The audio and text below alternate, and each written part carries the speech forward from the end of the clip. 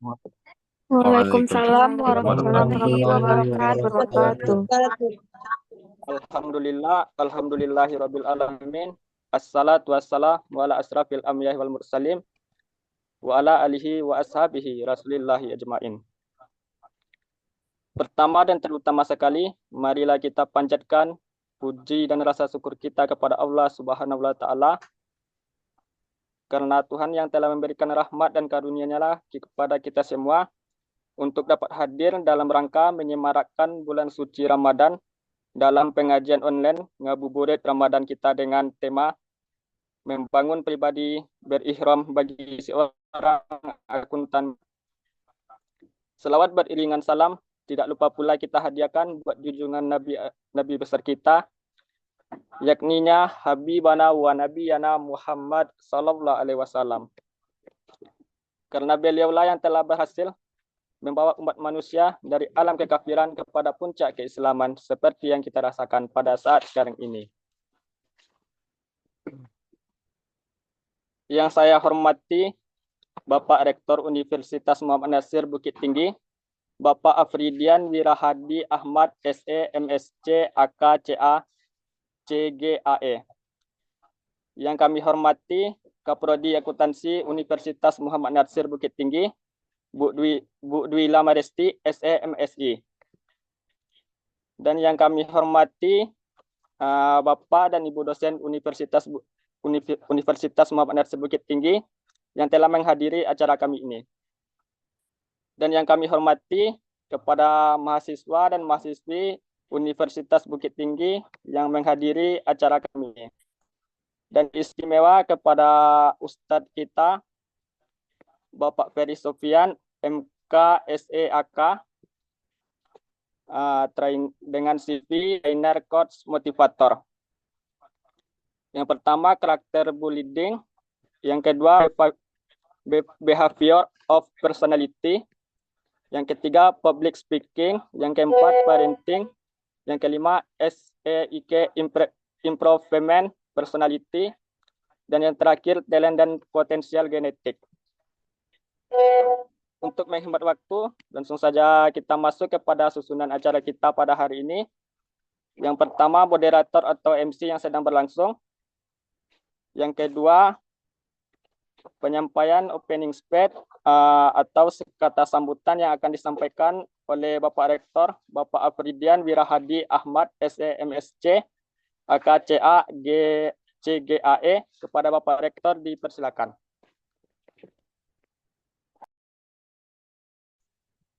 Baik, bismillahirrahmanirrahim. Assalamualaikum warahmatullahi wabarakatuh. Waalaikumsalam warahmatullahi wabarakatuh. Alhamdulillah bil alamin. Segala puji pada Allah atas segala rahmat dan karunia-Nya. Ya, siapa? Nah, alhamdulillah pada kesempatan ini kita bisa hadir bersama ya melalui pengajian online. Ya, ini yang dilaksanakan oleh Himpunan Mahasiswa Akuntansi Universitas Muhammad Nasir Bukit Tinggi Yarsistra Barat dengan topik yang ngabuburit Ramadan dengan temanya adalah membangun pribadi berikhram bagi seorang akuntan melalui puasa. Salat dan salam kepada Rasulullah, Allahumma sholli Muhammad wa ali Muhammad. Yang kita hormati narasumber kita Al-Ustadz Bapak Ferry Sofian SAK. Beliau seorang motivator dan juga owner dari Abintur Cabang Bukit Tinggi. Terima kasih Ustadz Ferry yang telah berkenan hadir meluangkan waktu pada kita dan insya Allah nantinya akan memberikan pencerahan kepada kita terkait dengan topik yang akan dibahas nantinya. Kemudian saya hormati Ketua Program Studi Akuntansi, ya, Ketua Hima, kemudian juga panitia serta tentu yang berbahagia adalah para peserta yang telah hadir pada kesempatan hari ini. Alhamdulillah ini sebuah inovasi kegiatan ngabuburit online ya. Jadi artinya pengajian itu tidak hanya sebatas bisa kita lakukan di masjid-masjid, tapi juga kita bisa menggunakan berbagai media. Ya, salah satunya seperti media Zoom hari ini sehingga bisa diikuti oleh berbagai peserta dari berbagai tempat ya. Sehingga kita bisa belajar dari mana saja. Bapak Ibu yang saya hormati, Ustadz, terkait dengan topik kita ya, ini membangun pribadi berikhram bagi seorang akuntan melalui puasa. Ya, ini tentu kalau kita melihat dalam dunia akuntansi, kejujuran dan integritas itu kan merupakan pondasi utama yang menentukan kualitas dan kredibilitas seorang akuntan. Ya, kebetulan saya juga Ketua Umum Ikatan Akuntan Indonesia Wilayah Sumatera Barat. Ya, memang ini menjadi PR bersama kita bagaimana memang kredibilitas profesi itu tetap terjaga, profesionalisme dari profesi itu tetap kita jaga. Karena memang tugas akuntan yang berkaitan dengan pencatatan, pelaporan, dan pengawasan keuangan itu sangat menuntut ketelitian serta tanggung jawab moral. Nah, disinilah pentingnya membangun pribadi yang berikhram tadi. Ya, yang mana yang pribadi berikhram yang kita pahami, ya nanti Ustadz akan lebih banyak menjelaskan. Kalau saya memahami pribadi berikhram itu adalah pribadi yang senantiasa menjaga kesucian hatinya, menjaga kesucian dari pikirannya, dan menjaga kesucian dari perilakunya, sehingga dia terhindar dari berbagai godaan yang dapat merusak integritas dia itu sendiri. Nah, tentu salah satu cara dalam membangun pribadi berikhram itu khususnya bagi seorang akuntan itu adalah dalam kita memaknai dan melaksanakan ibadah puasa. Jadi puasa bukan hanya sebatas kita menahan lapar, dahaga, nafsu, tapi juga menjadi latihan menyeluruh bagi kita, melatih fisik kita, melatih mental kita, melatih spiritual kita sehingga nanti diharapkan mampu membentuk karakter yang kuat ya karakter yang bersih sehingga tercermin dalam profesionalisme pekerja itu sendiri. Tentu kita berharap nantinya puasa yang kita lakukan ini menjadi sarana efektif untuk kita membangun pribadi berikhram yang insya Allah nanti akan dibahas lebih detail oleh Ustadz kita ya sehingga dengan kita melatih pengendalian diri meningkatkan kejujuran, kedisiplinan, dan kepedulian kita, khususnya dengan berpuasa, tentu mudah-mudahan kita sebagai seorang akuntan akan memiliki integritas yang kokoh. Ya, sehingga tidak hanya dari sisi duniawi, tapi juga memberikan keberkahan bagi kita, memberikan keberkahan bagi perusahaan, dan juga memberikan kebaikan-kebaikan bagi masyarakat. Jadi insya Allah mudah-mudahan nanti ya tausiah yang akan disampaikan oleh Al-Ustadz kita nantinya akan memberikan kebermanfaatan bagi kita semua. Ya, mudah-mudahan kita bisa menjadi pribadi yang ikhram, ya, baik itu melalui puasa ataupun nanti melalui ibadah-ibadah lainnya. Dengan ucapan Bismillah sekali lagi kita ucapkan terima kasih Ustadz yang telah berkenan hadir pada kesempatan ini yang akan memberikan pengajian online melalui ngabuburit yang dilakukan oleh Hima Akuntansi. Terima kasih juga pada Hima Akuntansi yang telah menginisiasi pelaksanaan kegiatan ini beserta kaprodinya. Terima kasih juga Bapak dan Ibu yang telah hadir pada kesempatan ini. Semoga Allah melancarkan kegiatan kita, memberkahi apa yang kita lakukan, dan insya Allah mudah-mudahan menjadi sumber kita khususnya dan panitia. Dengan ucapan Bismillahirrahmanirrahim, kegiatan ngabuburit online yang dilaksanakan oleh Hima Akuntansi, secara resmi kita mulai. Semoga berjalan dengan baik, Allah memberkahi apa yang kita lakukan. Terima kasih Al-Ustadz, saya mohon maaf nanti mungkin mengikutinya, saya tetap ikuti, tapi mungkin saya tidak bisa aktifkan kamera karena pada saat bersamaan kebetulan juga sambil ada aktivitas lain. Itu saya, terima kasih. Assalamualaikum warahmatullahi wabarakatuh. Waalaikumsalam. Waalaikumsalam warahmatullahi Warahmatullahi wabarakatuh. wabarakatuh. Terima kasih banyak kepada Bapak Rektor yang telah menyampaikan opening speech-nya atau kata sambutannya. Selanjutnya, ceramah yang akan disampaikan oleh Ustadz kita, Bapak Ferry Sofian, MKSE AK. Kepada Ustadz dipersilakan. Baik, terima kasih Anandario. Izin dulu kami ambil slide-nya dulu ya, materinya dulu. Iya, Ustadz.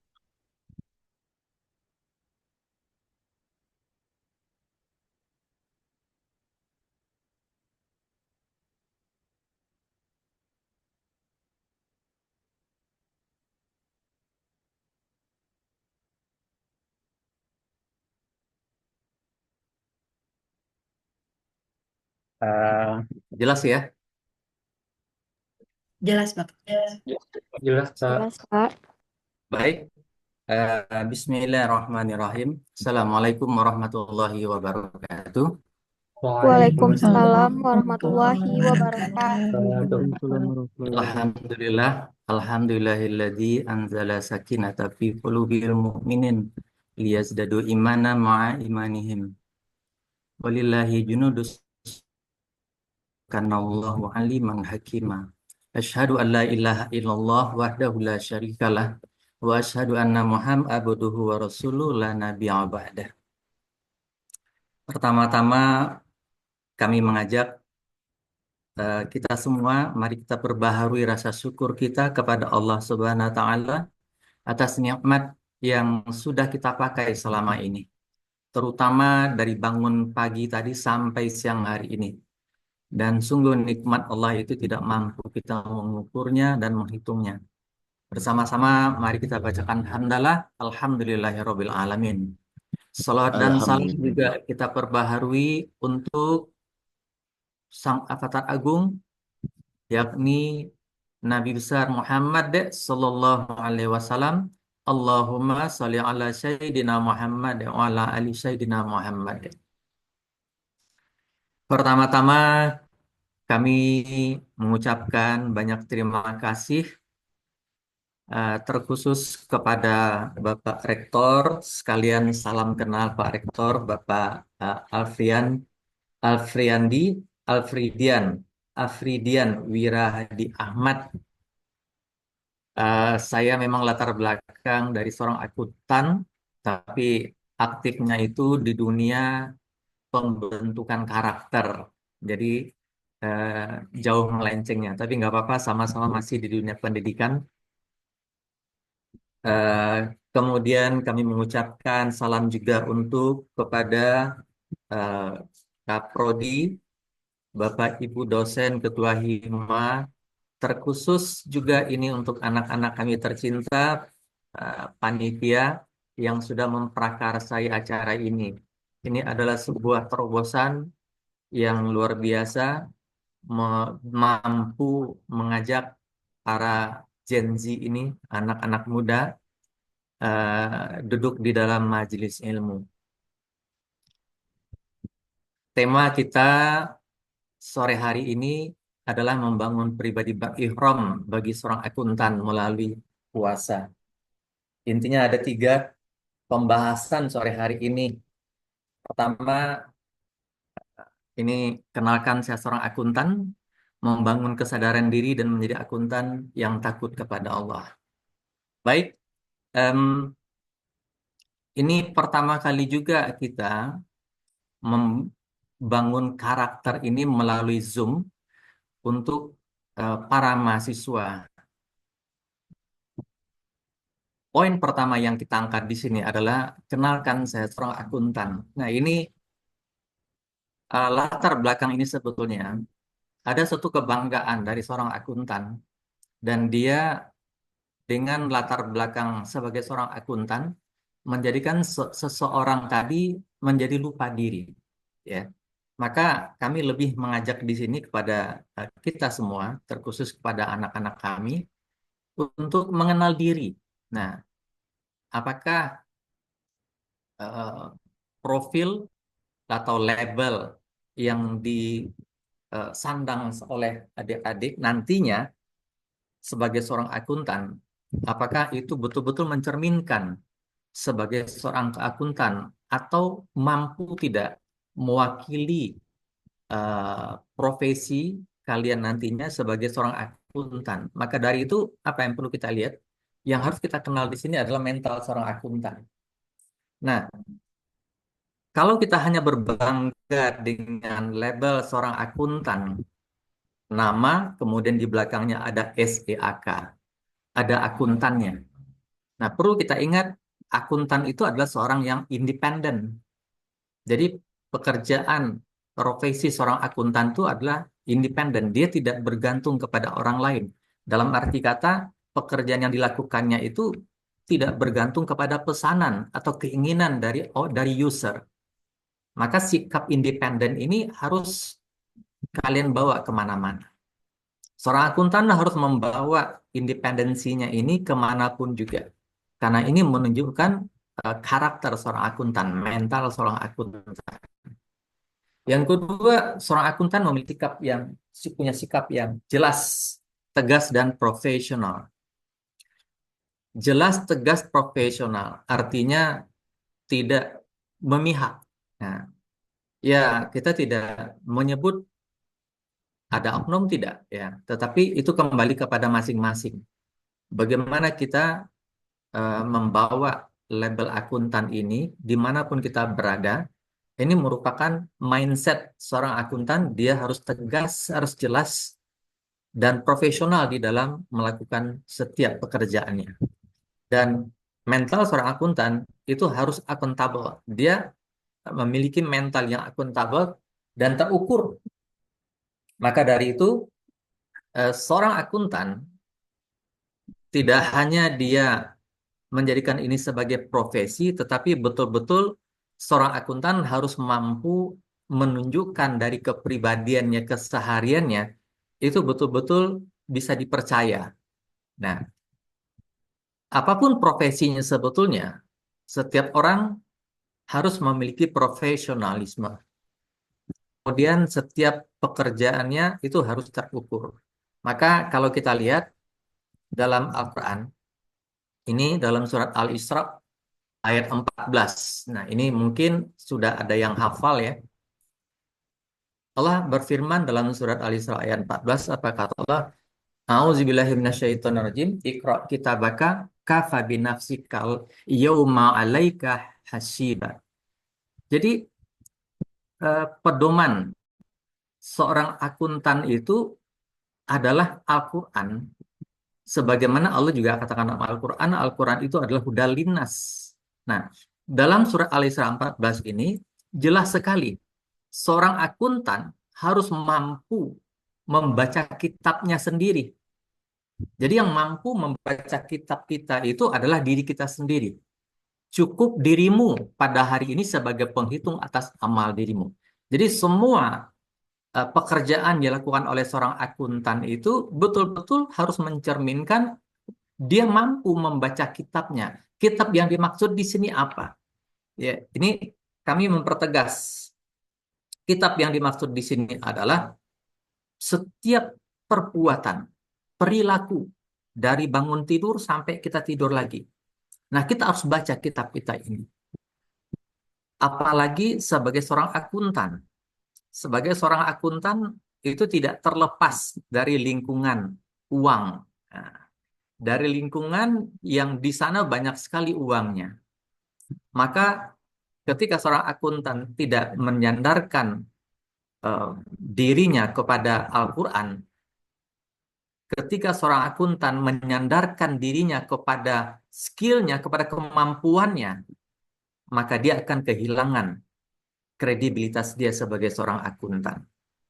Jadi akuntan ini betul-betul seorang yang independen, seseorang yang betul-betul bisa dipercaya. Jadi seorang akuntan jangan rendahkan profesi akuntan ini dengan hanya menyandarkan kepada keinginan-keinginan. Maka dari itu memang tidak mudah menyandang gelar sebagai seorang akuntan. Nah, saya sendiri menyandang gelar sebagai seorang akuntan itu memang karena ketidakmampuan saya menghadapi tekanan-tekanan di dalam godaan-godaan dalam pekerjaan, maka saya lebih memilih mempertahankan akuntan ini melalui dakwah-dakwah. Nah, jadi dengan membangun mental spiritual para akuntan, para di masyarakat, itu ternyata bukan hanya profesi akuntan yang terselamatkan, tetapi semua profesi akan terselamatkan. Karena semua profesi itu dasarnya adalah karakter. Bagaimana membangun karakter atau kepribadian berihram ini. Jemaah yang dimuliakan Allah Subhanahu wa taala, ini yang perlu kita pertanyakan. Who am I? Siapa saya? Nah, kalau tadi kita sudah melihat bahwa karakter atau mental seorang akuntan tadi, dia harus profesional, harus jujur, dia harus memiliki kredibilitas, dia harus setiap pekerjaannya itu dia harus akuntabel, harus terukur. Maka kita pertanyakan, apakah kita sudah seperti itu? Ada tidak kepribadian ini pada diri kita semua? Ya. Kepribadian merasa paling benar, paling baik, paling betul. Kepribadian yang suka merendahkan, kepribadian yang suka menilai. Nah, memang profesi seorang akuntan, gelar label seorang akuntan ini di publik ini menjadi sesuatu yang sangat tinggi nilainya. Tetapi apapun juga, semua tergantung kepada karakter, kepada kepribadian, kepada mental. Nah, ketika seorang akuntan merasa dia paling benar, dia merasa paling baik, dia merasa paling kuat, sehingga menimbulkan sikap-sikap yang merendahkan orang lain. Merendahkan dalam arti kata memberikan penilaian yang tidak baik kepada orang lain. Sesungguhnya ketika seseorang memberikan penilaian kepada orang lain, maka penilaian yang diberikan tadi itu menunjukkan menggambarkan kepribadian orang itu sendiri. Maka dari itu, ini yang perlu kita sadari. Kita mulai membuang, kita mulai memisahkan perasaan-perasaan merasa paling benar. Kenapa? Ketika kita merasa paling benar, berarti ini tipe orang-orang yang tidak mau menerima masukan. Orang yang merasa paling benar, paling baik, adalah orang yang keras hatinya. Dan biasanya orang-orang seperti ini sering atau suka berdebat. Orang yang suka berdebat, hatinya keras, kata Nabi. Maka kita hindari perdebatan. Kita tinggalkan perdebatan. Kemudian, tinggalkan kebiasaan-kebiasaan merendahkan.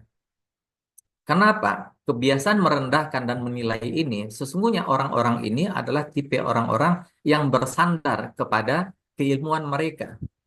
Orang-orang yang bersandar kepada skill mereka. Orang-orang yang bersandar kepada kemampuan mereka. Bersandar pada pangkat dan jabatan mereka. Nah, ini yang sesungguhnya Allah tidak suka yang seperti ini. Karakter seperti ini Allah tidak suka. Maka melalui puasa seperti yang disampaikan oleh Pak Rektor tadi. Puasa bukan hanya sekedar menahan lapar dan haus. Bahkan kami lebih cenderung mengatakan, sesungguhnya lapar dan haus itu bukan ditahan. Amarah bukan ditahan. Lapar dan haus itu harus dikendalikan.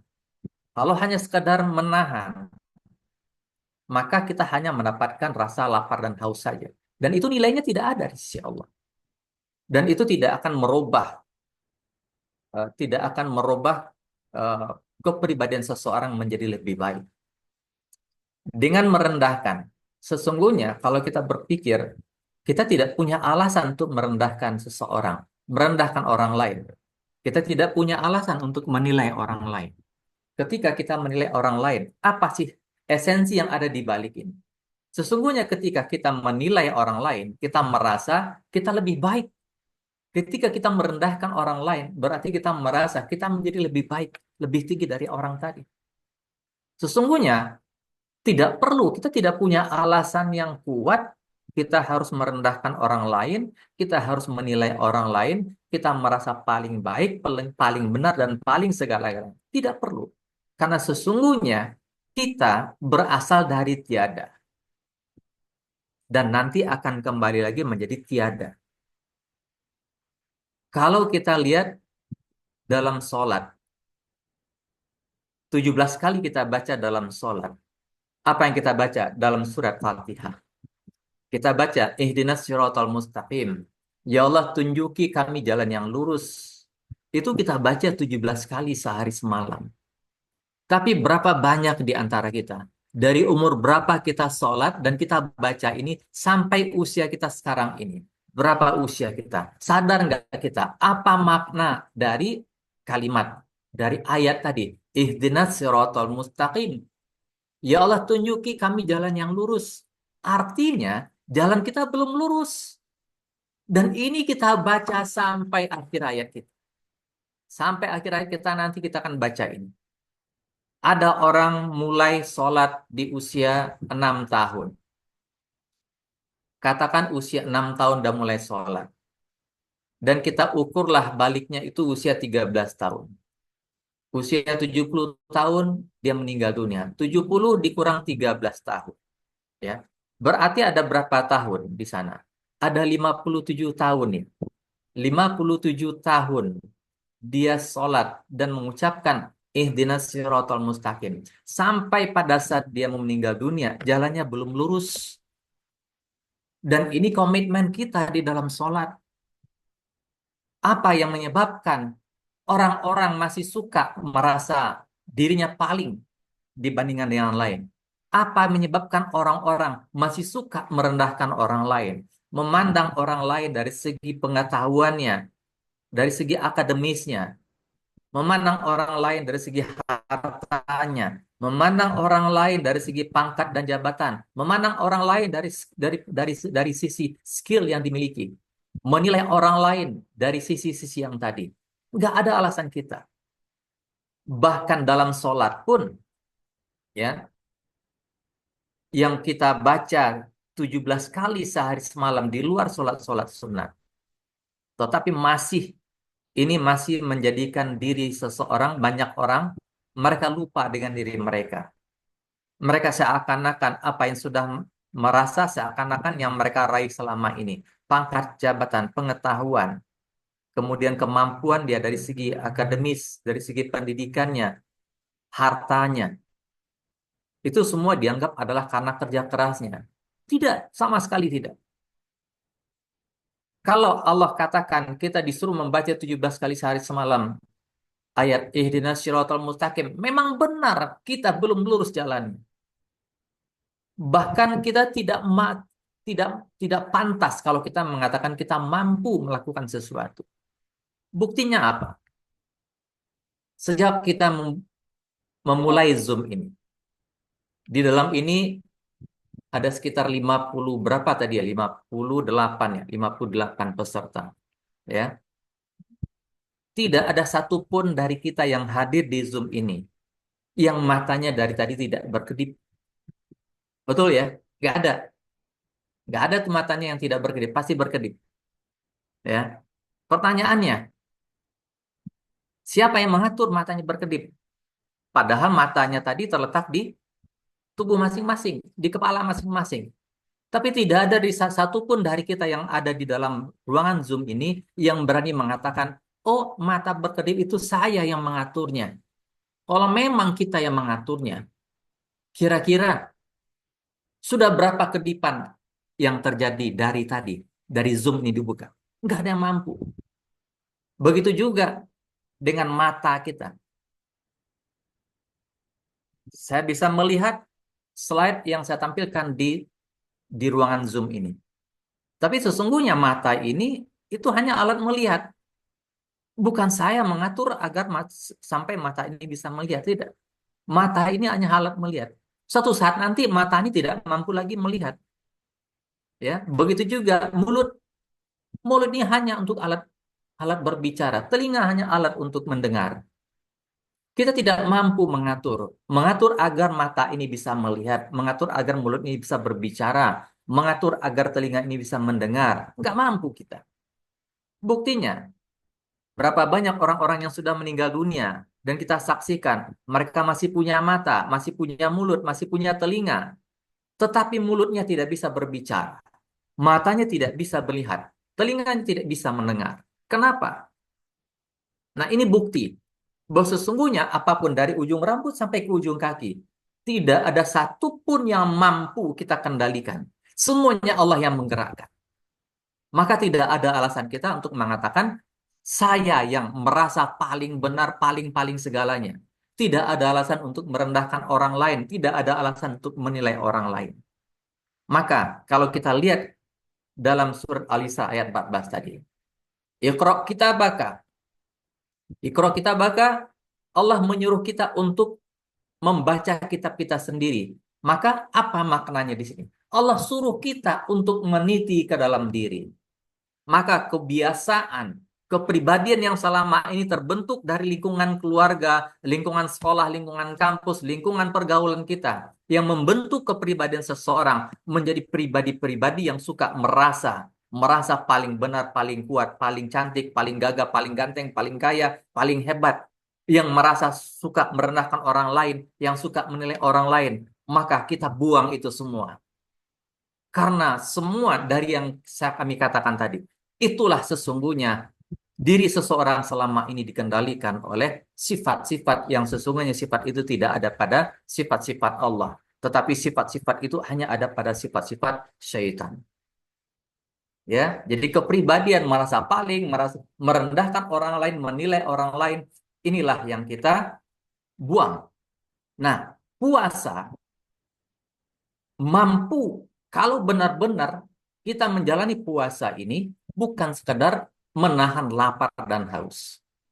Kalau puasa yang kita lakukan itu hanya sekedar menahan lapar dan haus, maka tidak heran berapa banyak orang-orang yang kita temukan mereka hanya sekadar puasanya hanya sekadar menahan lapar dan haus, tetapi ketika terpancing oleh satu permasalahan mereka mudah sekali terpancing untuk marah.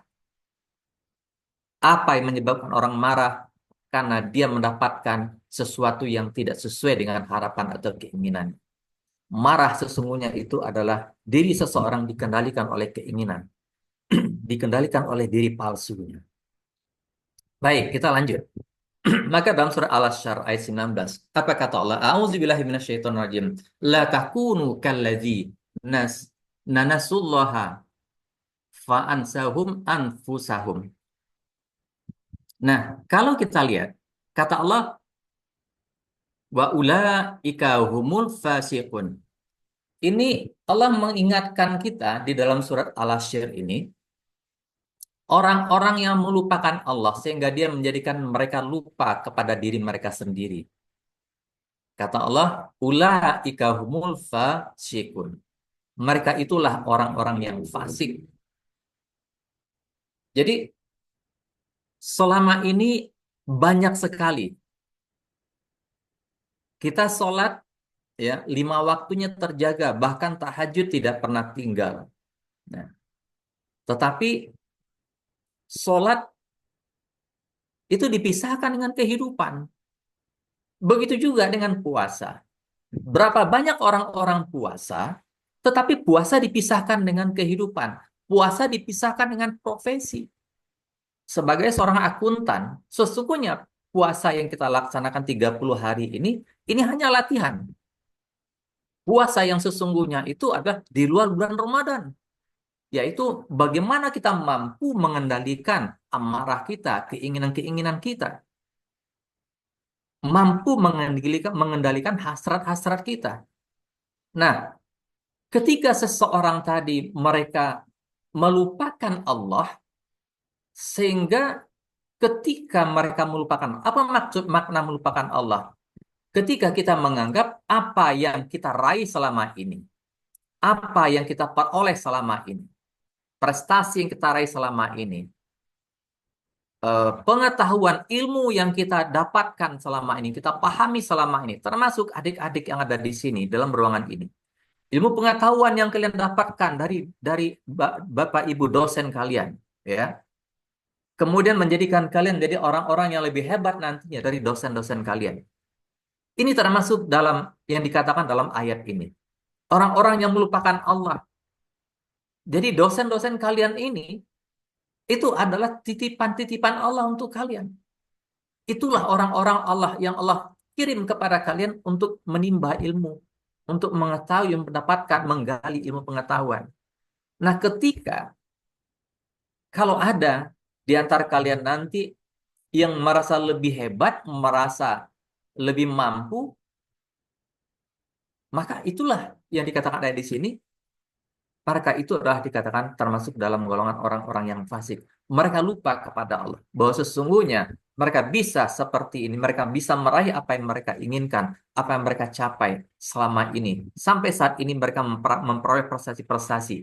Sesungguhnya prestasi yang mereka peroleh itu adalah karena campur tangannya Allah. Karena Allah memampukan mereka. Karena Allah memberikan kemudahan kepada mereka. Allah menyemangati mereka. Bukan karena kerja keras mereka. Kerja keras seseorang itu hanya merupakan asbab. Tapi bagi Allah tidak butuh asbab. Maka untuk bisa meraih sebuah prestasi harus ada asbab. Asbabnya apa? Kalian harus berjuang, bekerja keras. Seorang akuntan, ketika nanti seorang akuntan dia menjadi seseorang yang profesional di bidangnya, maka ayat Al-Asyirat 19 ini menjadi kunci seseorang tadi, seorang akuntan tadi, dia tidak lupa diri, tidak melupakan Allah. Ingat, ketika seseorang dia merasa apa yang dia raih selama ini karena kerja kerasnya, maka sesungguhnya itu merupakan sikap yang sudah melupakan Allah. Dan tunggulah, Allah pun akan melupakan mereka, lupa pada diri mereka sendiri. Ya, tapi kami yakin adik-adik semua yang ada di sini di Universitas Muhammad Natsir ini, ya karena eh, latar belakang perguruan tinggi kalian diperkuat dengan latar belakang ilmu agama yang bagus, dosen-dosennya yang qualified, kami yakin kalian dididik dengan pendidikan-pendidikan dengan dasar agama yang kuat juga. Nah, kemudian apa? Kepribadian yang rakus. Jangan sampai puasa yang kita lewati ini hanya berlalu begitu saja. Sesungguhnya puasa yang kita jalani ini, hikmah, hakikat yang terbesar dalam puasa yang kita jalani dalam 30 hari bulan Ramadan ini adalah bagaimana kita mampu mengendalikan keinginan kita. Bagaimana kita mampu mengendalikan amarah kita. Memang bagi Allah, Allah tidak punya keinginan. Karena bagi Allah, kalau Allah memerlukan sesuatu cukup dengan mengatakan kun, ya. Allah itu berkehendak, manusia punya keinginan. Allah akan menciptakan sesuatu tidak butuh rencana. Manusia ingin menciptakan sesuatu harus direncanakan matang-matang. Ini bedanya Allah dengan makhluk. Meskipun Allah mengatakan ya di dalam hadis qudsi, hai Muhammad, ketika hamba-hambaku bertanya, katakanlah bahwa aku itu dekat. Bahwa sesungguhnya kita dengan Allah itu sangat dekat. Ya, bahkan kata Allah lebih dekat daripada urat nadi leher kita. Nah, sedemikian dekatnya Allah itu bisa menjadi lebih jauh, menjauh, kita merasa jauh dari Allah ketika apa? Ketika diri kita dikendalikan oleh keinginan kita. Maka puasa inilah yang melatih diri kita selama 30 hari di bulan Ramadan ini, kita latih diri kita untuk bisa mengendalikan keinginan, bukan dikendalikan oleh keinginan. Nah, berapa banyak orang-orang yang dikendalikan keinginannya? Dikendalikan oleh keinginan mereka. Sehingga apa? Kalau kita balik kita kepada eh, ayat Allah dalam Al-Quran yang menceritakan tentang terlemparnya Nabi Adam dan Siti Hawa ke bumi karena memakan buah kuldi. Apa yang menyebabkan Nabi Adam dan Bunda Siti Hawa terlempar ke bumi? Karena apa? Karena dikendalikan oleh keinginan tadi. Nah, buah khuldi ini kami ibaratkan seperti keinginan-keinginan yang melampaui batas. Keinginan-keinginan yang tidak terkendalikan. Itulah buah khuldi. Dan Allah katakan, ketika buah khuldi, kenapa Allah melarang memakan buah khuldi? Mendekatinya dilarang. Jangankan memakan, mendekatinya dilarang. Buah khuldi ini diibaratkan seperti keinginan-keinginan yang tidak terkendali. Seperti keinginan ingin mendapatkan uang yang lebih banyak lagi, sudah punya penghasilan yang lebih, tetapi karena keinginan yang besar, karena nafsunya yang besar, menginginkan jabatan yang lebih tinggi, menginginkan kekuasaan yang lebih besar lagi, lebih luas lagi, maka banyak orang-orang yang dikendalikan oleh keinginan-keinginan tadi. Orang-orang yang dikendalikan dirinya oleh keinginan, maka mereka nantinya akan terbuka aurat. Maka Allah katakan di dalam Al-Quran, ketika Nabi Adam dan Hawa makan buah kuldi, maka terbuka aurat mereka. Ya, dan mereka berusaha untuk mengambil daun-daun yang ada di sorga untuk menutupi aurat mereka. Nah, apa makna aurat di sini? Aurat di sini bermakna adalah sesuatu aib. Aurat itu aib. Nah, orang-orang yang terbuka auratnya, maka Allah katakan di dalam Al-Quran, ketika Nabi Adam dan Hawa terbuka auratnya, mereka mengambil daun-daun yang ada di surga untuk menutup auratnya, menutup aibnya. Maka keinginan-keinginan yang tidak terkendalikan inilah yang dikatakan dengan kita maknai dengan buah kuldi tadi. Berapa banyak orang-orang yang tidak mampu mengendalikan keinginan mereka. Allah sudah berikan rezeki, kenikmatan-kenikmatan yang sudah lebih dari orang-orang lain, tapi dia tidak pernah cukup. Maka dia meraih, mengambil sesuatu yang bukan haknya. Maka ketika dia dikendalikan, ketika seseorang dikendalikan oleh keinginan-keinginan mereka tadi, maka pada saat itulah aib mereka, aurat mereka terbuka. Apalagi di dunia medsos sekarang.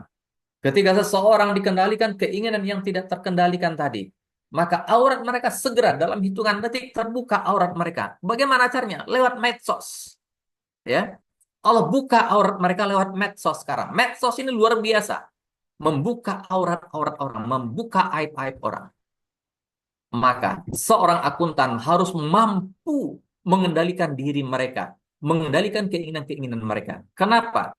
Lingkungan seorang akuntan ini kalau dia berada di lingkungan keuangan, pengendalian keuangan, maka peluang-peluangnya untuk dikendalikan oleh keinginan itu sangat besar.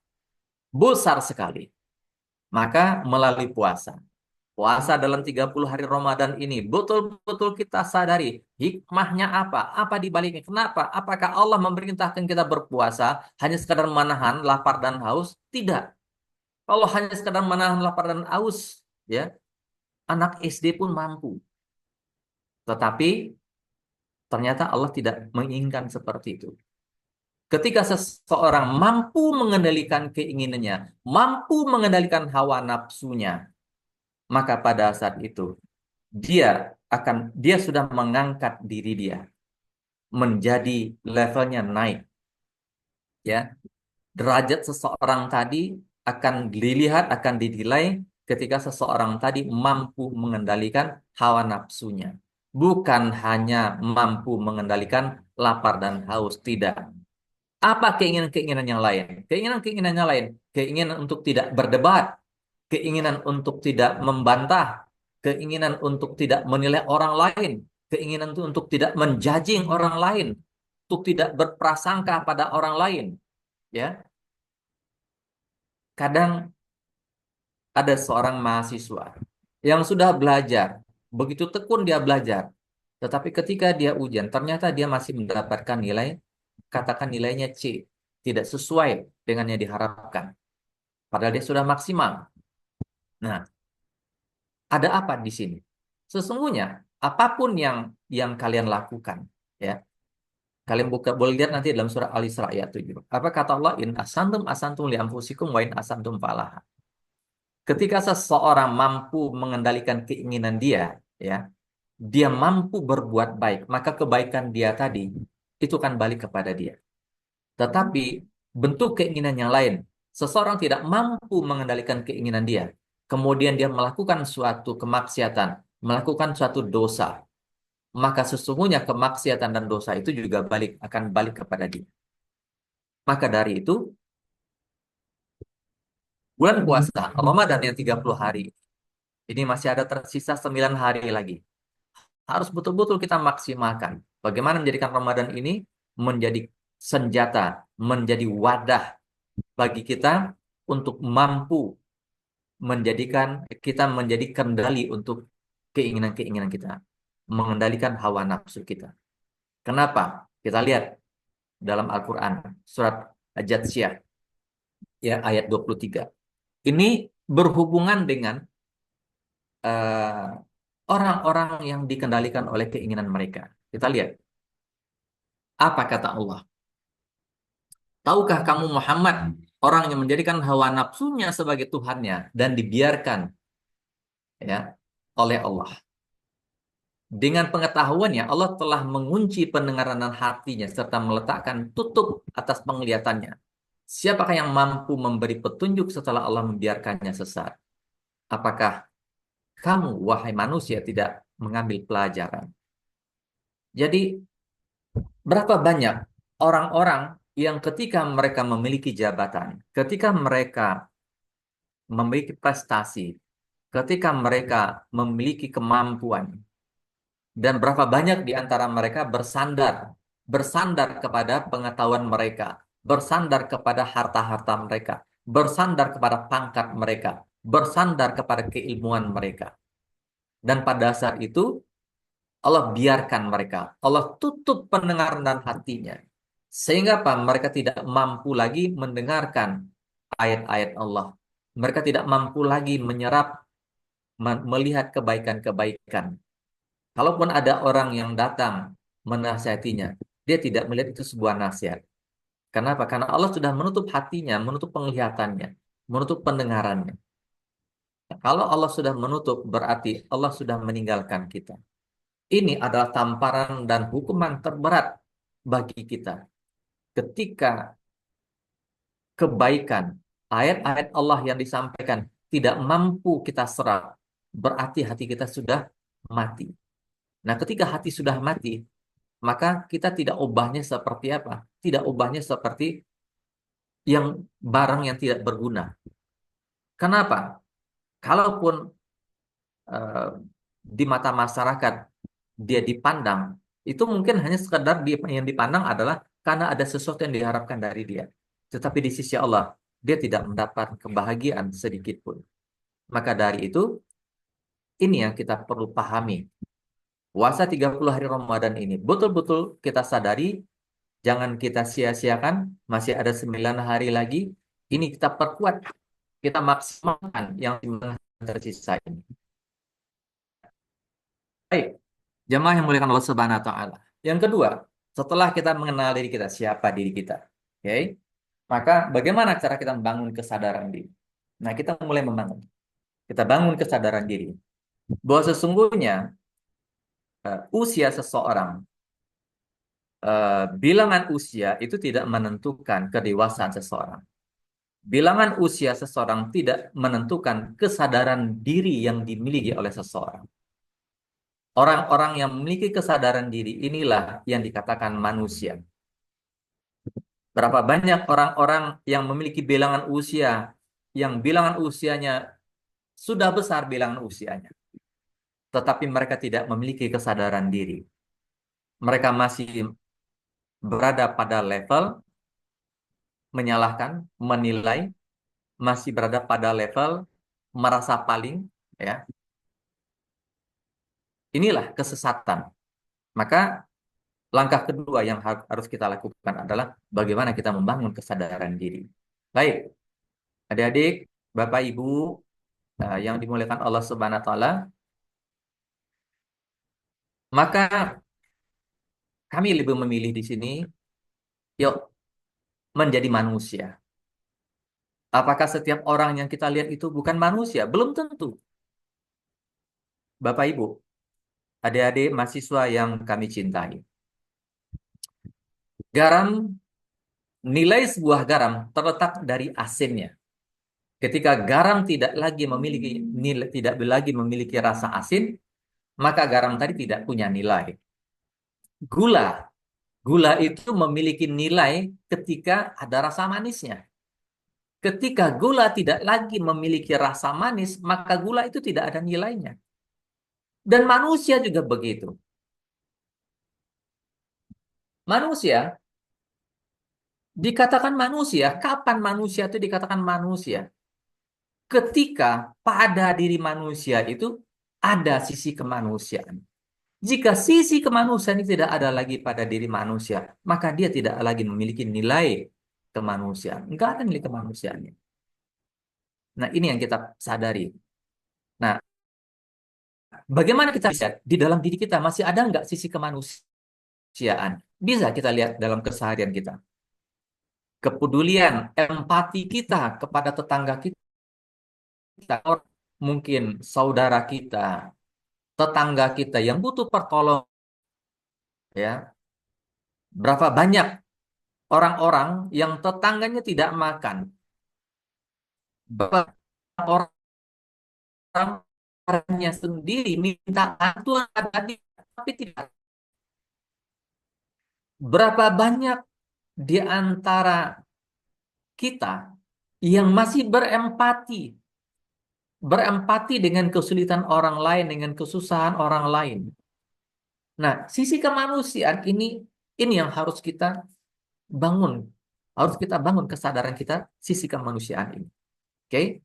Ketika kita mampu membangun kesadaran kita terhadap sisi kemanusiaan ini, maka di situ baru kita dikatakan manusia. Mohon maaf, banyak orang-orang yang bilangan usianya sudah lebih besar, ya, tetapi tidak memiliki sisi kemanusiaan. Bahkan ketika ada orang minta sedekah, itu malah dikatakan, malah dihina. Nah, dikatakan dengan bahasa, dengan kata-kata yang menyakitkan. Sudahlah tidak membantu, kemudian diberikan kata-kata yang menyakitkan. Ini kenapa? Karena sisi kemanusiaan tadi. Jadi seseorang tadi baru memiliki nilai kemanusiaan kalau di dalam dirinya ada sisi kemanusiaannya. Baik, yang kedua. Nah, bagaimana seorang akuntan dia menjadi, ya kalau hanya ilmu yang didapatkan hanya di perguruan tinggi saja, maka itu tidak cukup.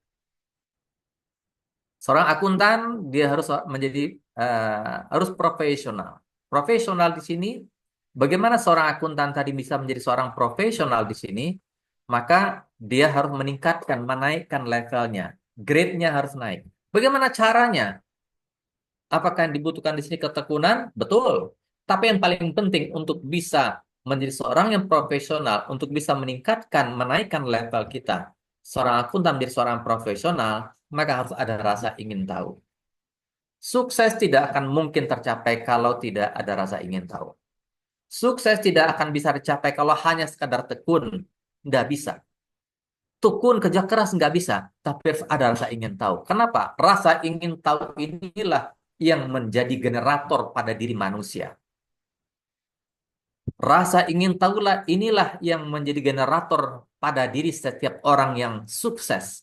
Di setiap orang sukses harus memiliki generator yang besar pada diri mereka. Apa itu? Rasa ingin tahu. Ketika rasa ingin tahu ini tidak ada, bagaimanapun juga seseorang bekerja keras, maka dia tidak akan mencapai kesuksesan. Maka seorang profesional, Anda seorang akuntan yang profesional, maka harus memiliki rasa ingin tahu. Pupuk rasa ingin tahu ini. Kalau istilah sekarang mungkin dikatakan kepo ya, tapi kepo dalam arti kata yang positif, yang kreatif, yang inovatif. Oke? Kemudian yang ketiga, pribadi yang sadar. Ya, pribadi yang sadar. Nah, jadi kalau bisa saya katakan di sini, ini dalam surat Al-Fajr ayat 728 ya. Yang Allah katakan, hai ya ayyuhalazi nafsu mutmainnah.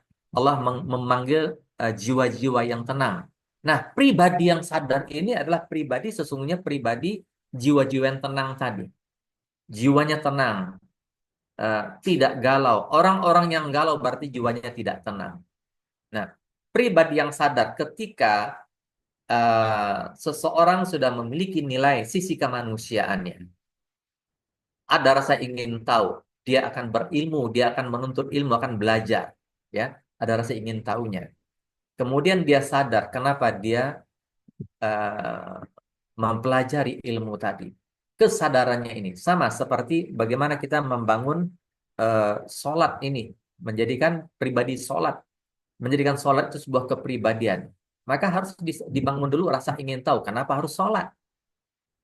Ini bagi kalian yang muda-muda ya. Nah, sholat 5 waktu, pernahkah kalian pertanyakan, kenapa saya harus sholat? Kalau kalian sholat hanya karena takut dosa, berarti yang menjadi Tuhan kalian adalah rasa takut tadi.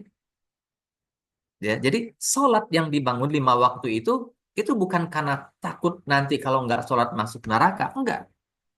Bagi orang-orang yang memiliki yang rasa ingin tahu tadi, dia akan bisa menjawab. Kenapa saya sholat? Ini perintah Allah. Di mana Allah memerintahkannya? Allah perintahkan dalam Al-Quran. Apa kata Allah dalam surat Thaha 14? Kata Allah, dirikanlah sholat untuk mengingatku. Wa aqimis sholata li zikri. Itu perintah Allah. Surat Thaha ayat 14. Maka kesadaran kita, kenapa saya harus lakukan ini? Begitu juga Kalian sudah memilih jurusan akuntansi, ya. Pertanyaannya, sadar nggak kalian kenapa kalian memilih jurusan ini? Berapa banyak mahasiswa-mahasiswa yang kuliah dalam satu jurusan, tapi dia nggak tahu kenapa dia kuliah di sana. Apa alasannya? Nggak tahu dia. Nah, maka perlu pribadi yang sadar ini. Sadar kita dengan apa yang kita lakukan. Sadar kita dengan apa yang kita ucapkan. Sadar kita dengan apa yang kita pikirkan. Sadar kita dengan apa yang kita rencanakan. Sadar kita dengan apa yang akan kita raih nantinya. Harus sadar. Ketika seseorang belum memiliki kesadaran ini, siapapun dia, meskipun bilang usianya sudah besar, dan dia sholat 5 waktu, maka saya berani katakan, sholatnya tidak ada nilainya di sisi Allah. Kenapa? Karena dia belum memiliki kesadaran. Kenapa saya harus sholat? Terus, apa hasil dari sholat ini? Pernahkah kita mempertanyakan? Apa hasil dari sholat? Saya sudah sholat 5 waktu. Terus hasilnya apa? Nah, kalau nggak tahu akhir atau yang dicapai tujuan dari sholat tadi, maka berarti kita belum sadar. Maka kesadaran ya kita pupuk. Kita lihat, kita contohkan, kita puasa. Kenapa saya harus puasa? Apa akhir dari puasa?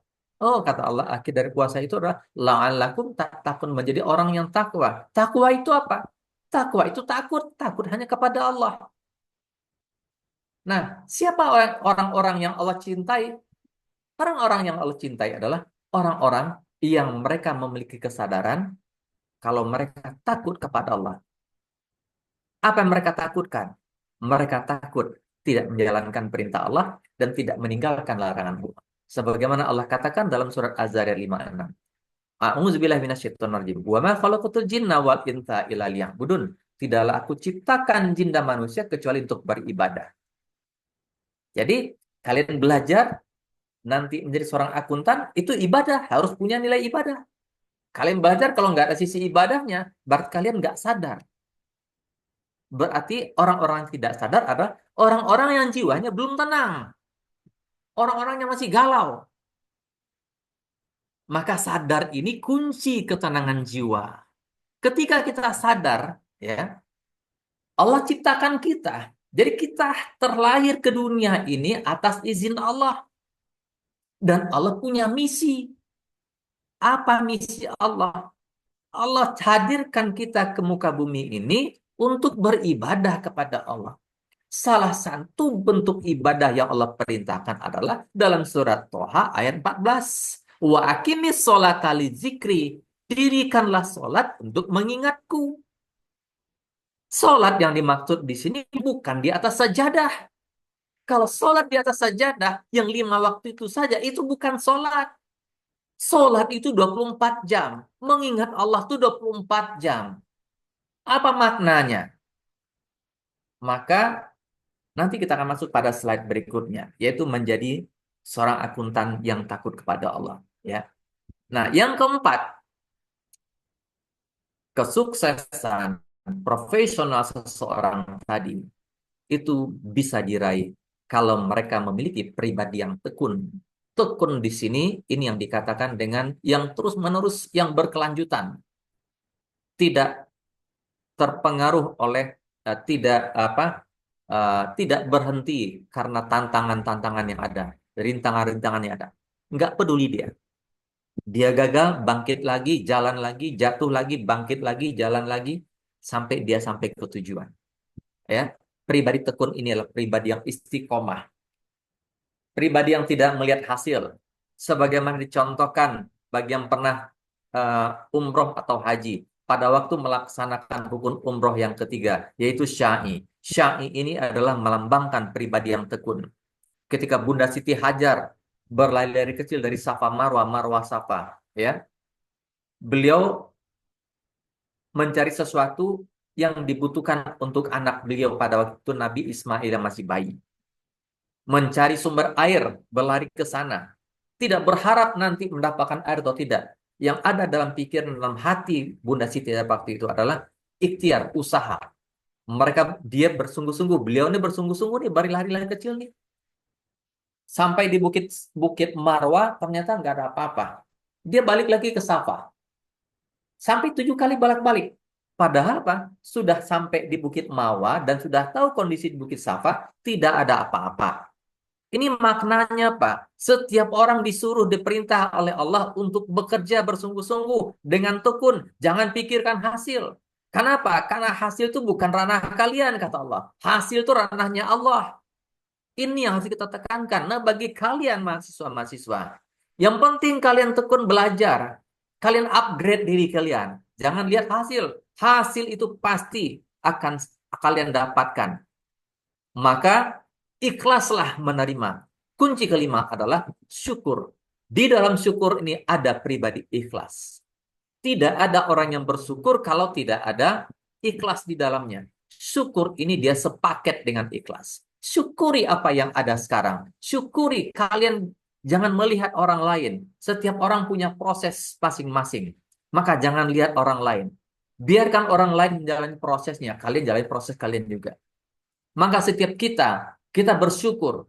Dari bangun tidur sampai kita tidur lagi nanti. Maka pribadi syukur inilah yang harus kita tanamkan. Maka pribadi syukur inilah pribadi orang-orang yang sadar. Pribadi orang-orang yang beriman. Orang-orang yang bertakwa, yang dicintai Allah. Baik. Maka kita masuk kepada bagaimana menjadikan akuntan. Menjadi seorang akuntan yang takut kepada Allah. Ya.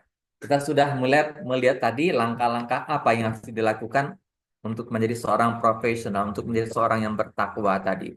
Orang yang takut kepada Allah. Orang yang hanya ingat kepada Allah. Orang yang dalam pikiran mereka yang ada hanya Allah. Apapun kendala-kendala, tantangan-tantangan dalam hidup mereka. Maka yang ada dalam pikiran mereka hanya Allah. Mereka meyakini Allah yang mendatangkan semua kesulitan. Sesungguhnya tidak ada kesulitan, yang ada hanya tantangan-tantangan yang harus dilewati. Karena itu adalah proses yang Allah siapkan untuk setiap orang.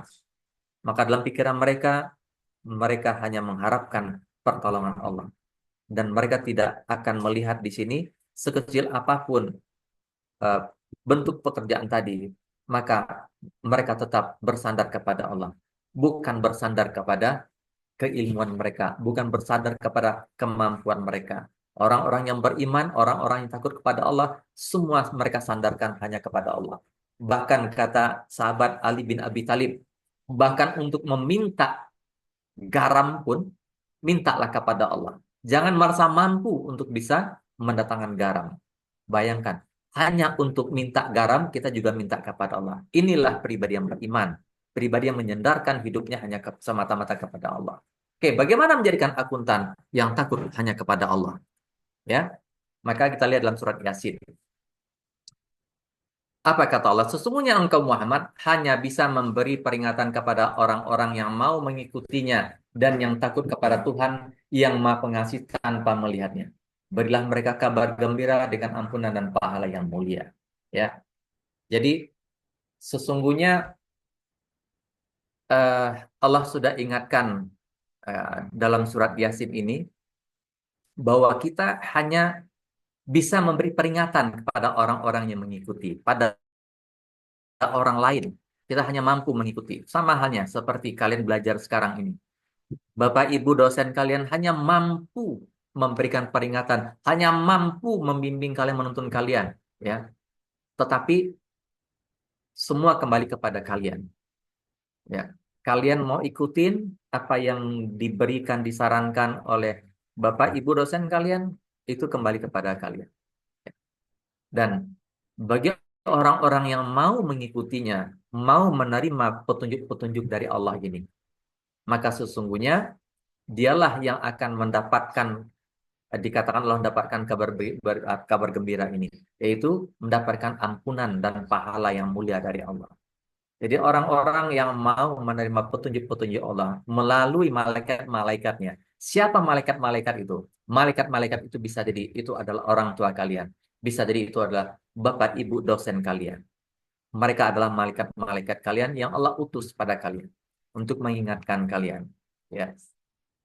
Baik, maka dari itu untuk bisa menjadi pribadi yang takut kepada Allah, maka pertama kita harus memiliki pribadi yang berihram. Benar sekali apa yang dikatakan oleh Pak dosen, Pak Rektor kita tadi, ya, oleh Pak Afridian. Hakikat dari ihram ini melambangkan pakaian yang putih-putih yang 2 lembar, ya, yang warnanya putih. Bagaimana menjadikan setiap perilaku kita, lisan kita, pikiran kita itu harus suci. Suci seperti kain ihram yang warnanya putih. Putih dalam arti kata di sini adalah mensucikan lisan. Lisan yang tidak menyakiti. Orang-orang yang dicintai Allah adalah orang-orang yang menjaga lisannya. Karena sesungguhnya lisan ini bisa menyakiti orang lebih sakit daripada dia teriris oleh silet, dikasih garam atau dikasih asam. Ya, pribadi yang sudah mensucikan hati mereka, tidak lagi berburuk sangka, tidak lagi berprasangka, tidak lagi menduga-duga. Ya, pribadi yang sudah mensucikan hati mereka, pribadi yang sudah mensucikan pikiran mereka. Pikiran mereka sudah disucikan, tidak lagi pikiran-pikiran dengan niat-niat yang hati mereka yang sudah suci juga, hati yang bersih, ya, yang tidak lagi menzolimi orang lain, tidak lagi berniat untuk menyakiti orang lain, tidak lagi berpikir untuk keuntungan diri sendiri atau kelompok. Ini pribadi berihram. Kemudian ini yang kedua. Nah, ini terbentuk sebetulnya dari lingkungan kita, kemelekatan. Menjadi pribadi seorang akuntan yang takut kepada Allah adalah pribadi yang sudah mampu melepaskan kemelekatan mereka. Kemelekatan terhadap apa? Kemelekatan terhadap dunia. Apa dunia? Dunia itu diantaranya harta, benda, ya, harta benda, pangkat, jabatan, ilmu pengetahuan, kecerdasan, skill. Lepaskan itu semua. Apakah kita sudah Ustadz, mampu? Ya, Maaf Ustadz, ya, waktu kita tinggal 10 menit lagi Ustadz. baik, siap. Ya, ini yang terakhir. Terima kasih. Melepaskan kemelekatan. Kemelekatan kita terhadap apa? Terhadap benda, terhadap materi selama ini. Berapa banyak kita, ya, ketika kehilangan sesuatu atau kendaraannya lecet, ditabrak, kemudian marah-marah. Kenapa marah-marah? Karena merasa itu adalah miliknya. Nah, kemelekatan terhadap benda, terhadap harta tadi, ini harus dilepaskan. Sesungguhnya, kalau kita bawa kepada surat Al-Isra ayat 7, apa yang terjadi dalam kehidupan kita? Sesungguhnya itu adalah energi yang kita lempar pada masa lalu. Kalau kebaikan pada masa lalu, kita akan menerima kebaikan. Kalau pada masa lalu yang kita lemparkan adalah dosa atau kemaksiatan, maka dosa dan kemaksiatan itu akan balik kepada kita. Jadi kalau seandainya kehilangan motornya eh, lecet, mobilnya lecet karena ditabrak, maka sesungguhnya itu adalah energi yang dilempar pada masa lalu dibalikin lagi dalam bentuk mobilnya yang lecet. Ada yang kehilangan, ya, galau. Kenapa? Karena belum melepaskan kemelekatannya terhadap uangnya. Merasa uangnya mungkin selama ini tidak mau bersedekah. Maka Allah suruh orang lain untuk mengambil uangnya. Maka ketika orang merasa galau, berarti dia masih memiliki kemelekatan yang kuat terhadap benda tadi. Kita lepaskan kemelekatan ini. Kemelekatan terhadap ilmu, apapun yang kita peroleh, pengetahuan yang kita mampu dapatkan, sesungguhnya itu adalah titipan dari Allah. Maka kita tidak boleh bersandar kepada keilmuan tadi. Kemudian melepaskan dualitas. Apa dualitas? Lepaskan diri kita dari sifat-sifat suka dan tidak suka, baik, buruk, benar, salah. Bagi Allah tidak ada sifat-sifat ini. Kenapa? Kalau Allah hanya membantu memberikan rezeki kepada orang-orang yang baik-baik saja, maka sudah banyak orang-orang yang tidak baik yang mendapatkan musibah. Ya, Allah memberikan rezeki pada siapa saja. Jadi apapun rezeki yang kalian dapatkan, ada yang rezekinya berlimpah, ada yang rezekinya biasa-biasa saja. Itu tidak ada hubungannya dengan ibadah-ibadah kalian. Nggak ada hubungannya. Ya, buktinya banyak orang-orang yang tidak sholat, tapi Allah beri rezeki yang berlimpah. Tapi apakah itu menjadi tujuannya? Tidak. Maka lepaskan dualitas ini. Kita menolong orang bukan karena kita suka atau tidak suka dengan dia. Bukan karena dia baik atau tidak baik. Bukan karena benar salah. Lakukanlah semuanya tidak berdasarkan dualitas. Maka kita lepaskan dualitas ini. Maka tidak ada lagi kita membenci seseorang. Saya tidak suka dengan si Anu. Enggak ada lagi. Saya menolong ini karena dia baik pada saya. Enggak ada lagi. Menolong ya menolong saja. Kenapa? Pasti akan balik kepada kita. Ingat, ini adalah energi. Ya, baik. Bapak Ibu dosen, Pak Rektor, adik-adik mahasiswa yang dimuliakan Allah Subhanahu Wa Taala. Pemirsa, ini yang bisa kami sampaikan pada petang hari ini. Insya Allah apa yang kita sampaikan ini Allah berikan kepahaman kepada kita dan kekuatan kepada kita untuk mengamalkannya. Dan apapun yang menjadi keinginan-keinginan kita. Insya Allah, kalau kita bersungguh-sungguh menjadikan pribadi berikhram, melepaskan kemelekatan yang selama ini mengikat kita, kemudian melepaskan dualitas, maka kita akan menjadi pribadi berikhram. Kita akan menjadi pribadi yang Allah cintai, menjadi orang-orang yang bertakwa. La'allakum tattaqun. Terima kasih. Bila taufiq wal hidayah. Assalamualaikum warahmatullahi wabarakatuh. Waalaikumsalam warahmatullahi wabarakatuh. Terima kasih banyak kami ucapkan kepada Ustadz yang telah menyampaikan isi ceramahnya kepada kami semua. Selanjutnya, sesi tanya jawab. Apakah dari Ibu dan Bapak dosen serta rekan-rekan sekalian ada yang mau bertanya tentang ceramah yang disampaikan oleh Ustadz tadi?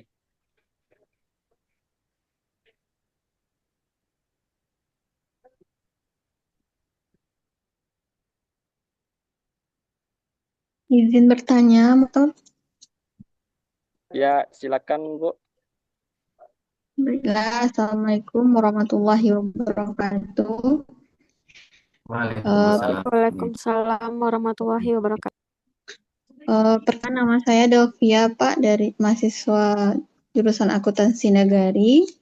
Di saya di sini ingin menanyakan mengenai bagaimana puasa dapat membentuk karakter seorang akuntan yang lebih peduli terhadap tanggung jawab sosial dan profesionalisme dalam menjalankan pekerjaan di suatu perusahaan. Terima kasih Pak atas kesempatannya. Assalamualaikum warahmatullahi wabarakatuh.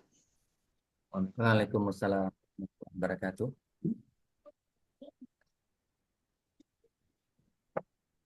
Langsung dijawab, moderator. Langsung aja Pak. Langsung ya. Baik, baik Ananda Delvia ya. Saya panggil Ananda aja ya. Baik Pak. Bagaimana wujud ya mental atau kepribadian seorang akuntan tadi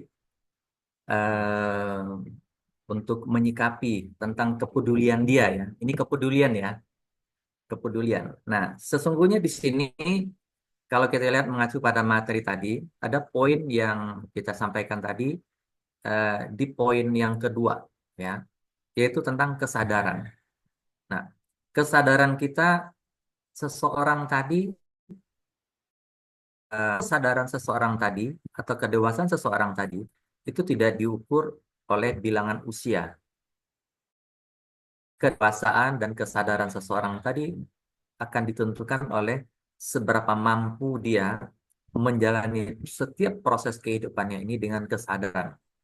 Nah, kepedulian terhadap lingkungan, kesadaran terhadap apa yang tindakan yang dilakukan.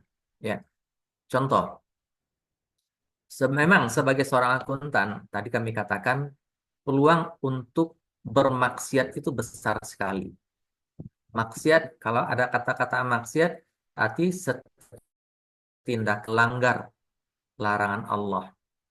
Setiap tindakan yang tidak mengikuti aturan Allah itu dikatakan maksiat.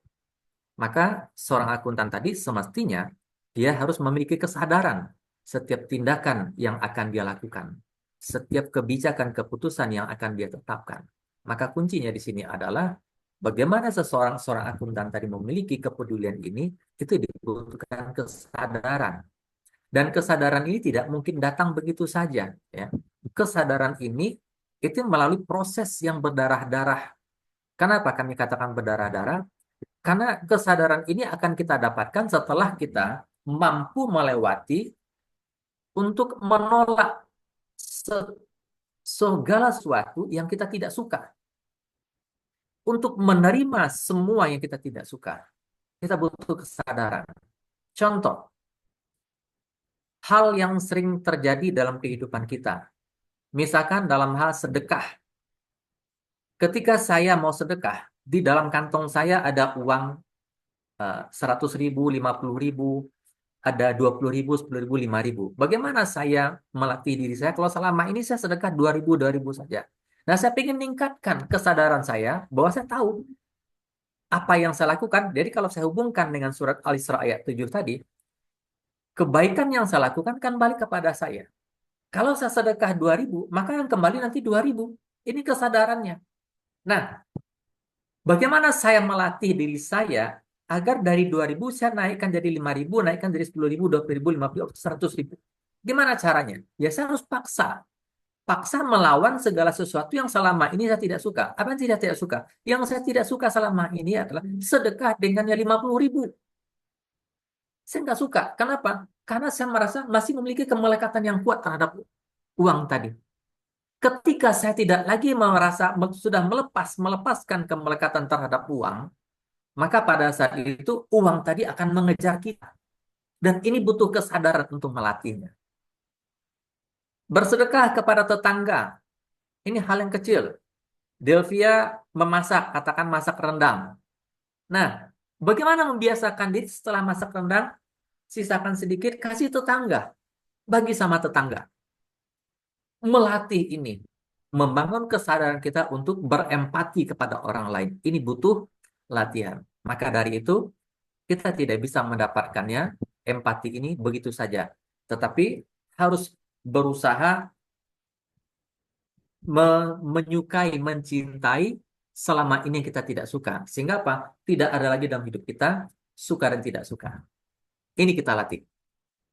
Jadi untuk mendapatkan empati ini butuh latihan, butuh berdarah-darah, butuh perjuangan. Alasannya apa? Menurut kita penting tidak? Worth it tidak? Kalau menurut kita worth it, maka kita akan perjuangkan. Menurut Ananda, bersedekah 50.000 itu penting tidak? Kalau nggak penting, berarti nggak perlu perjuangkan. Tapi kalau penting, apa alasannya? Oh, ternyata alasannya Pak, untuk melepaskan kemelekatan. Maka perjuangkan ini. Maka kalau ini sudah diperjuangkan, maka kepribadian kita akan berubah. Kita sudah mulai melepaskan kemelekatan tadi. Maka kita ketika seseorang tadi sudah mulai bisa melepaskan kemelekatannya, maka pribadinya, jiwanya akan menjadi jiwa yang tenang. Itulah yang dikatakan jiwa-jiwa yang tenang. Begitu ya, Ananda Delvia. Silakan kalau ada yang lain. Baik, Pak. Terima kasih atas penjelasannya. Terima kasih Ustadz yang telah menjawab pertanyaan dari Saudari Delvia. Selanjutnya apakah dari Bapak dan Ibu, rekan-rekan sekalian ada lagi yang mau bertanya?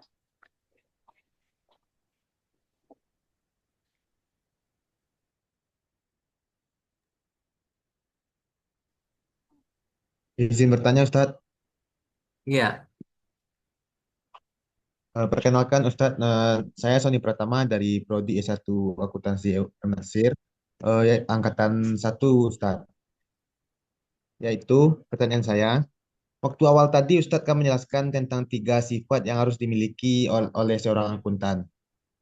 Jadi bagaimana kalau tidak memiliki salah satu sifat tersebut, apakah masih layak dan pantas untuk menjadi seorang akuntan? sudah. Hanya itu Ustadz. Sudah Ustadz. Ya. Terima kasih Ustadz. Karakter ya. 3 karakter tadi ya. Ya Ustadz. 3 karakter. Nah, karakter pertama itu independence. Independen ya. Kemudian jujur ya. Eh, kemudian akuntabel ya. Nah, jujur dan profesional. Nah, apakah kalau dari ketiga sifat ini tidak dimiliki, terus apakah dia bisa dikatakan akuntan? Akuntan itu kan sebutan, itu kan label yang diberikan kepada orang-orang yang sudah menyelesaikan pendidikannya. Ya. Maka kalau dia mampu melewatinya itu dia berhak menyandang gelar tadi. Nah, tetapi apakah setelah dia menyandang gelar tadi dia bisa dikatakan akuntan sejati, pure accountant? Belum tentu. Karena yang diharapkan di sini adalah akuntan itu menjadikan akuntan jadi sebuah kepribadian. Kepribadian yang independen, yang dia punya prinsip yang jelas, tegas, pribadi yang jujur, pribadi yang profesional, pribadi yang akuntabel, pribadi yang terukur kerjanya. Kita membuat laporan keuangan. Karena sebuah laporan keuangan tadi harus terukur. Benar tidak? Nah, jadi ini masalahnya adalah masalah kredibilitas seperti yang disampaikan oleh Pak Rektor tadi. Jadi kredibilitas ini kalau hanya kalian puas dengan gelar akuntan yang kalian dapatkan sementara kepribadian kalian belum mencerminkan sebagai seorang akuntan, ya berarti gelar akuntan itu hanya untuk gagah-gagahan aja. Sama hanya seperti sholat, seperti umroh dan haji. Oh, saya sudah umroh, tapi dia apakah sudah memiliki kepribadian umroh? Apakah dia sudah berkepribadian berihram? Belum tentu. Jadi, apapun yang kita lakukan, maka di sini sadari, saya akuntan, apakah saya sudah memiliki ketiga kepribadian tadi? Oh, belum. Berarti harus penting nggak? Kalau penting, perjuangkan. Gitu ya, Sony? Iya, Ustadz. Terima kasih, Ustadz. Semoga bisa Baik. bermanfaat bagi saya. Terima Amin. kasih, Ustadz. Allah. Amin. Terima kasih Ustadz yang telah menjawab pertanyaan dari saudara Sony. Selanjutnya, apakah masih ada pertanyaan dari Bapak dan Ibu atau rekan-rekan sekalian? Kalau tidak ada pertanyaan lagi, kita kita tutup aja sesi tanya jawabnya. Soalnya sebentar lagi mau azan. Bentar, ya. Sebelum kita tutup acara kita hari ini, kami dari panitia meminta izin kepada Bapak Ibu sekalian untuk menghidupkan kameranya untuk mengambil dokumentasi.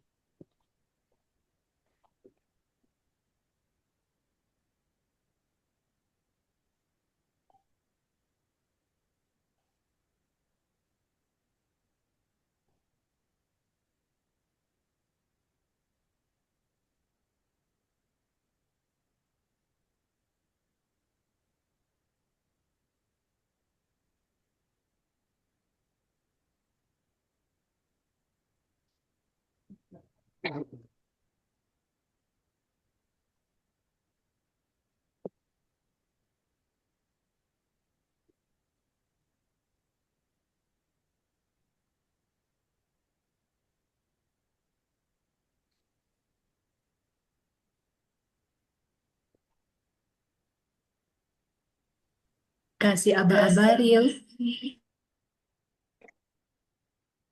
Baik, Bu. Kita mulai pengambilan dokumentasinya. 1, 2, 3.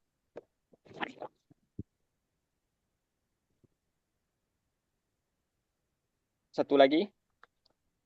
1, 2, 3.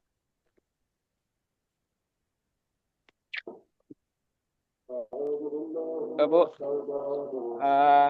sebelum kita tutup, kepada Bapak dan Ibu, untuk mengisi absen yang sudah dikirim linknya melalui obrolan.